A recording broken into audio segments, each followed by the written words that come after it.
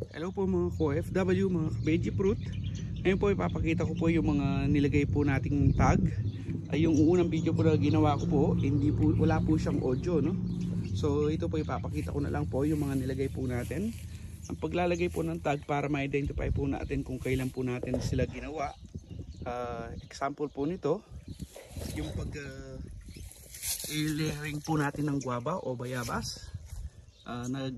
Na ano ko po ito, na air layer ko po ito nung 12 ng October 2023, no? So para maano po natin kung kailan po natin sila ipapollow up, i-check, no? Tatlo po sila. Tapos punta naman po tayo doon sa ating gala apple tree. Yung ating pag air layering din po. Yung po, no? Air layer. 19 naman po ito, no? Nung ginawa po natin, no?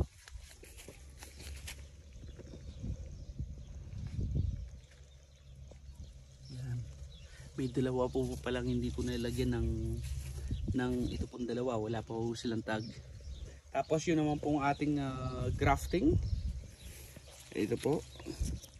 Ang sayon po nito is cherry, no? Lapin cherry. So ginrap po natin sa mother stock na gala apple. So mayroon din po silang mga tag, no? Yan. Ito po, no? Ito po yung isa. Meron pa po dito sa taas.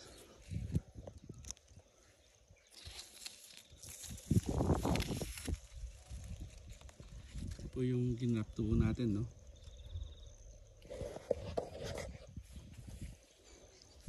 Yan po. Tapos nag-grap din po tayo ng gala apple sa mga example po nito, pink lady. Yan po, ginrap po natin siya ng gala apple. Ito po yung sayon, ito po yung tag niya, no? Tapos yung isa naman, dwarf gala naman po, pero hindi po ako nasisiyahan dahil lagi pong nalalantay yung kanyang mga bulaklak, no? So ginrap ko naman po siya ng gala apple, yung sa ating mother tree, yung magandang magbunga. Tapos meron din namang dwarf pink lady. Garin din po yung sintoma, hindi po natutuloy yung kanyang mga bulaklak, no? So kailangan po ng cross pollination. So ang ginawa ko po, ginrap ko po sila sa gala apple, in which self pollinating po ito. Ayan po. Ayan. Ito po rin po yung isa. Tapos yung isa na rin naman, dwarf crimson apple, dwarf crimson scripts. Ito po yung nilagay ko pong sayon. Tapos nakatanim po sa lupa, ayaw din po magtuloy ng kanyang mga bulaklak. Ginrap ko rin po siya, no, ng isa. So sinubukan ko muna ng isa kung okay lang po doon sa mansanas, no. Tapos punta naman po tayo doon sa mga air layer naman po ng mandarin. Kahapon din po ito. Ito yung air layer na isa. Kasi ma-market ko rin din po ito. So instead po na ipuputulin ko lang, minarket ko na, air layer ko na lang po para masave po yung branch, no? Kasi masarap din po yung bunga nito, matamis po yung mga bunga nitong mandarin na to, no? So dalawa po sila. Ito po yung isa, no? Tapos dito po yung kabila.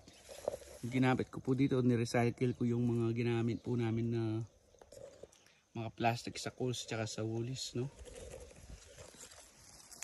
Instead na itatapon, ni-recycle ko na lang po. Ayan. So ito yung ating mandarin. Tapos mayroon pa tayo palang isang prutas dito, fruit tree, yung tinatawag namin na ratilis. Yan po yung ratilis natin, hindi pa po siya naitatanim. Nilagay ko lang po siya sa lilim. Sinubukan ko pong ilagay doon para maka-limatize po sana siya dito sa Dalby. Pero naglalagas po yung down dahil sa lakas po ng hangin, no?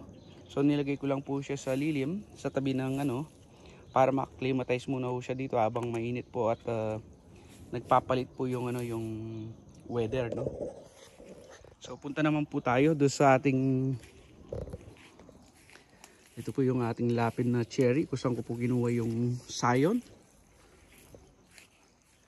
Yan po. Punta naman po tayo doon sa peras kung saan ginrap ko naman po siya ng gala apple sayon, no. So ito po yung mga, yan po.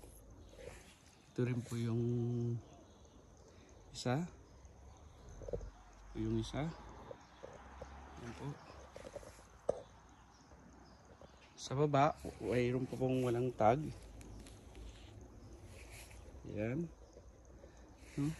So ito pong ating ano, namumulaklak na po siya. Marami na po siyang bunga. Mapapansin po ninyo doon sa taas, no? Marami po siyang mga bunga doon sa taas. Yan. Po dito.